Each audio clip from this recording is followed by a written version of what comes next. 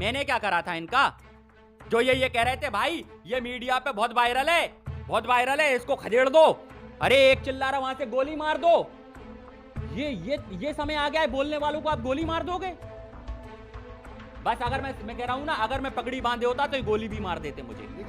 जिसको किसानों ने मंच पे नहीं चढ़ने दिया और देश की सरकार ने उसको लाल किले पर चढ़ जाने दिया। कितनी बड़ी बात है कि हमने अपना मंच सेफ रखा उससे, और इन्होंने लाल किला सेफ नहीं कर रख पाए दीप सिद्धू से। भाई भाजपा और आरएसएस वाले ही चढ़ पाएगा, हम जैसे लोग कहां चढ़ पाए। ये पैर में डंडे पड़े हैं, इसके बाद हम वहां से कैसे जान बचा के भागे हैं। और डायरेक्ट क्या कहते हैं, ये कहा जा रहा है कि शूट करो, मारो इन्हें, गोली मारो। गोली भी किसे मारी गई है? सिखों को। मैं फिर कह रहा हूं, सिखों को गोली मारी गई है, सिर देख के, पगड़ी देख के। ये देश में हिंदू बनाम सिख करवाना चाहते हैं, लेकिन भाजपा के मोदी जी की गोद में बैठी हुई मीडिया है और गोदी में बैठे हुए ऐसे लोग हैं जिन्होंने ये हरकत करके इस आंदोलन को बदनाम करने की कोशिश की है। वरना ये आंदोलन 2 महीने से उग्र हो जाता, अगर उग्र होना होता तो। नमस्कार, मैं दामिनी शर्मा, बहुत बहुत स्वागत है आपका। 26 जनवरी जिस दिन ट्रैक्टर रैली निकली, इस देश का अन्नदाता सड़कों पर था पिछले 62 दिन से। 26 जनवरी को जब ट्रैक्टर रैली करनी चाहिए तो अनेक अड़चनें उसके रास्ते में आई, अनेक परिस्थितियां इस देश के अन्नदाता ने, इस किसान ने देखी। वहीं अब ट्रैक्टर रैली सफल हुई है, नहीं हुई, अनेक प्रकार के सवाल आपके मन में इस समय उठ रहे होंगे। आज हमारे साथ दीपक जी मौजूद हैं, बात करेंगे इससे कल की परिस्थितियों के बारे में।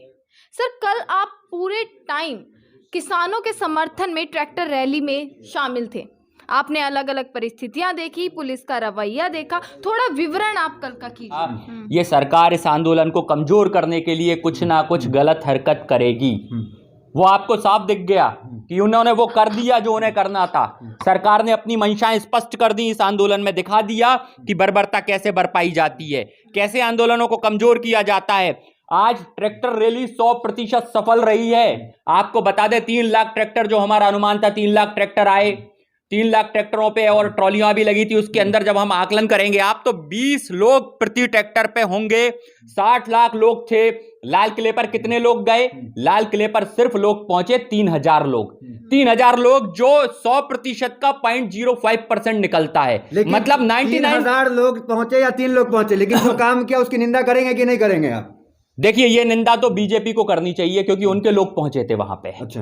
जो 0.5% कह रहा हूं ना, वो छन्नी लग गई इस बार गणतंत्र दिवस पे। जो मेन स्ट्रीम मीडिया जो बार बार दिखा रहा था कि हम ये खालिस्तानी है, ये आज पता पड़ गया किनके लोग हैं खालिस्तानी। ये बीजेपी के भेजे हुए दीप सिद्धू सिंगर, जो लगातार क्या कहते हैं लाइव बोल रहा था और जिसने पूरी भीड़ को उकसाया और कैसे उनको वहां तक लेके गया। यार, जिसको किसानों ने मंच पे नहीं चढ़ने दिया और देश की सरकार ने उसको लाल किले पर चढ़ जाने दिया। कितनी बड़ी बात है कि हमने अपना मंच सेफ रखा उससे, और इन्होंने लाल किला सेफ नहीं कर रख पाए दीप सिद्धू से। बड़ा आरोप आप लगा रहे हैं कि भाजपा वाले ने भेज के जानबूझकर इस तरह का काम कर रहे हैं। हाँ बिल्कुल। अरे बड़ा आरोप क्यों है? ये छोटी मोटी बात है इनकी। ये तो वो लोग हैं, ये लोग वो हैं नानाजी देशमुख, जिन्होंने खुद क्या कहते हैं तिरंगे को जलाया है, खुद तिरंगे को जलाया। ये तिरंगे के सम्मान की बात कर रहे, तिरंगा जो का त्यों लहरा रहा था, हमने देखा है। लेकिन जिन्होंने ये घटिया हरकत की है वो भाजपा और आरएसएस के लोग थे।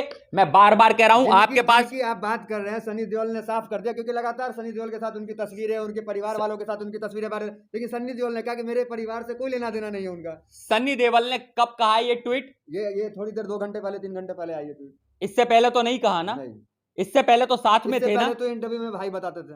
हाँ, मैं वही तो कह रहा हूं, मोदी जी के साथ फोटो, अमित शाह के साथ फोटो है, क्या क्या इनके रिलेशन है, क्या क्या बातें हैं, ये तो ये लोग बताएंगे, क्लियर करें ये लोग। लेकिन 99.5% रैली सफल हो गई और 0.5% जो हम में घुसे हुए आरएसएस संघी और क्या कहते हैं भाजपाई लोग थे, वो साफ हो गए और वो लाल किले पर पहुंच के उनने अपमान किया है देश के झंडे का, जो शुरू से करते आ रहे थे। लेकिन बदनाम तो आप हो गए ना, जिसे अन्नदाता कहा जाता था, जिसे आतंकी कह रही है, सारी मीडिया आतंकी कह रही, तो बदनाम तो आप हो गए। हम बिल्कुल बदनाम नहीं हुए। बदनाम करने वालों का क्या है भाई? आपको अगर मैं बार बार गुंडा कहूंगा तो आप क्या करेंगे? लेकिन फिर भी हमने नहीं किया। फिर भी हमने नहीं किया। 99.5% किसान वापस अपने बॉर्डरों पर पहुंच गया। ये इसका साक्षात नजारा है। एक पुलिस वाला बताइए, एक पुलिस वाला जिसकी मौत हुई हो इस घटना में। परंतु घायल तो हुए हैं ना, 85 पुलिस वाले घायल हुए हैं। कितने कितने कितने जवान, कितने हमारे क्या कहते हैं किसान घायल करे हैं, और किसानों के डायरेक्ट सर पे गोली मारी है। मतलब ऐसा लग रहा है जैसे शूट आउट के लिए पहले से ऑर्डर तैयार थे। आप देखिए तय रूट से, जो तय रूट थे वहां से पुलिस ने डाइवर्ट किया लोगों को कहा जबरदस्ती। जा रहा है कि जो रूट तय था, किसान वहां से उनके बैरिकेड तोड़कर आगे बढ़े हैं। किसान तो बहुत पहले भी रोकते आ रहे थे, बैरिकेड्स ही तोड़ते आ रहे थे। सरकार ने यहां भी दोगली नीति दिखाई, एक तरफ अनुमति दी, दूसरी तरफ बैरिकेड्स लगा दिए। भाई जब आपने रूट तय कर रखा है तो तय रूटों पर बैरिकेड्स लगाए, फिर इसके बाद आप पुलिस उकसा रही है वहां से, ये कह रही है बस की हो तो देखो, करके बताओ, ऐसा करो वैसा करो। यार कौन नहीं उकसेगा जब आप लाठी चार्ज करोगे, आंसू गैस खोलोगे। आप ऊपर से आईटीओ के ऊपर से आप फुट ब्रिज से पहले से ही तैयार थे आंसू गैस के गोले छोड़ने के लिए। आप पहले ही तैयार बैठे थे वहां से पत्थर बरसाने के लिए। मैं आपको नाम ले दूं, क्या कहते हैं, कई पत्रकारों को भी चोटें आई हैं इसमें, और ये चोटें पुलिस के पत्थरों से लगी हैं। पुलिस भी पत्थर बरसा रही थी, किसी ने नहीं दिखाया। आप देखिए, जाइए मौके पर, ग्राउंड रिपोर्ट लेकर आएंगे, आपको दिखेगा कि झंडों तक पे डंडे मारे हैं पुलिस वालों ने।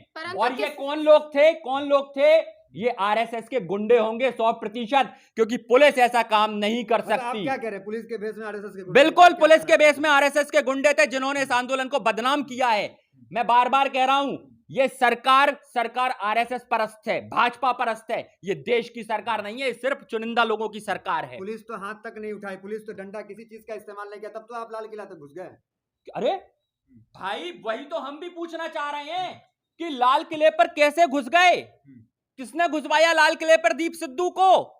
अरे हम लोग कह रहे हैं, हम मंच पे जिसको नहीं चढ़ने दिया आपने उसको लाल किले पर चढ़ जाने दिया, दीप सिद्धू को। कितनी बड़ी बात है भाई, भाजपा और आरएसएस वाले ही चढ़ पाएगा, हम जैसे लोग कहां चढ़ पाए? ये पैर में डंडे पड़े हैं, इसके बाद हम वहां से कैसे जान बचा के भागे हैं। और डायरेक्ट क्या कहते हैं, ये कहा जा रहा है कि शूट करो, मारो इन्हें, गोली मारो। क्या हम दंगाई दिख रहे थे जो गोली मारने की बातें हो रही हैं? और देखो गोली भी किसे मारी गई है, सिखों को। मैं फिर कह रहा हूं, सिखों को गोली मारी गई है, सिर देख के, पगड़ी देख के।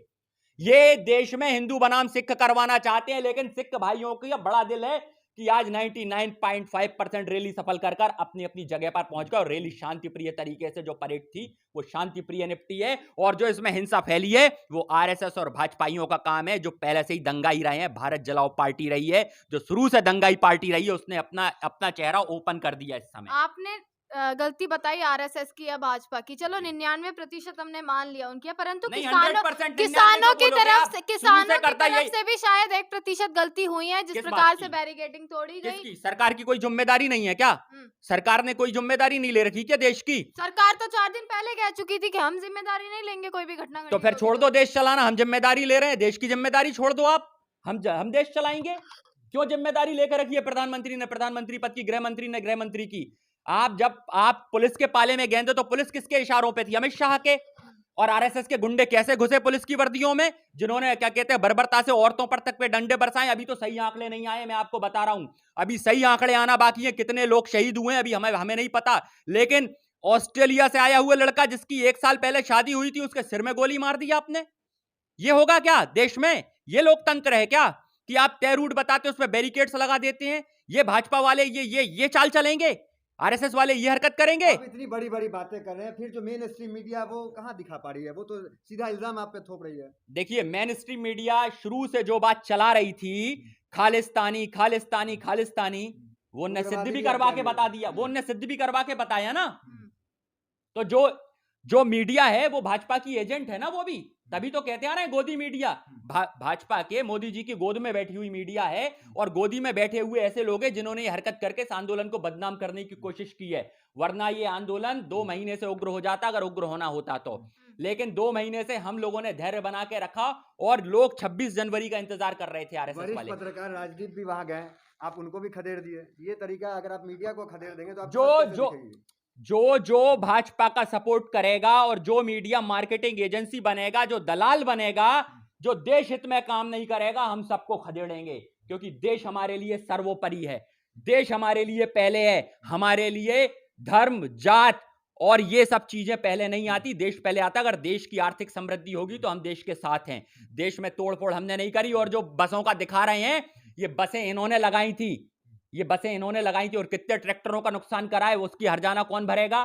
कितने सारे किसानों पे लाठी डंडे बरपाए, कौन भरेगा? मेरी टांग में लगी है, इसकी नुकसान कौन देगा? मैंने क्या करा था इनका? जो ये कह रहे थे भाई ये मीडिया पे बहुत वायरल है, इसको खदेड़ दो। अरे एक चिल्ला रहा वहां से गोली मार दो। ये समय आ गया है, बोलने वालों को आप गोली मार दोगे? बस अगर मैं कह रहा हूं ना, अगर मैं पगड़ी बांधे होता तो ये गोली भी मार देता।